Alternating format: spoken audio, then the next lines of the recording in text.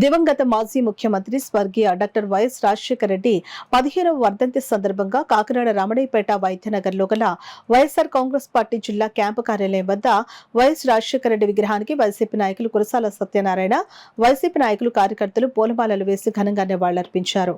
ఆయన సేవలను వారు ఈ సందర్భంగా కొనియాడారు. అలాగే ప్రతి వాళ్ళకి కూడా ఆయన సాయం చేయడం జరిగింది. ఆయన పేరు చిరస్థాయిగా పొందింది. కానీ ఆయన ముఖ్యమంత్రిగా పనిచేసింది కేవలం 5 సంవత్సరాలు 3 మాసాలు. ఆయనకి 30 ఏళ్ళ సర్వీస్ లేదు, 30 ఏళ్ళ చరిత్ర లేదు. 30 years ఇండస్ట్రీ కాదు ఆయన.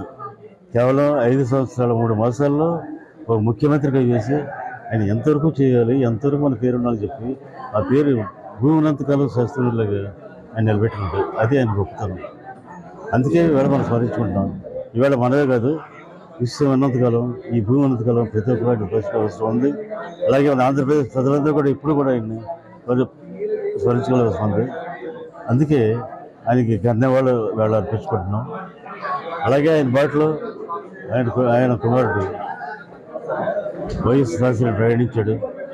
ఆయన ముఖ్యమంత్రి అయిన తర్వాత తండ్రిని పేరు నిలబెట్టాలని ఉద్దేశిస్తాడు. ఇంకా మంచి కార్యక్రమాలు చేశాడు. అయినా యూఎంఎల్ ఆయన పోటీ చేశారు. అయినా పర్లేదు, తప్పకుండా మళ్ళీ ఆయన గవర్నమెంట్ వస్తుంది, ఆయన తండ్రి మీద నిలబెడతాడు. అది వైఎస్ రాజశేఖర రెడ్డికి వైఎస్ జగన్మోహన్ రెడ్డికి ఇచ్చిన గౌరవం. ఆ గౌరవం మనం అందరం కలిసి నిలబెట్టి మనం ఈ రోజున మన ఆంధ్రప్రదేశ్ ప్రజలందరూ కూడా ఆయన ఘనంగా నివాళులు అర్పించుకుందాం. మనందరం కూడా ఆయన మాట నడుస్తూ, ఆయన మాటిస్తూ, ఆయన ఘనంగా నివాళులు అర్పిస్తూ సెలవు తీసుకుంటాం.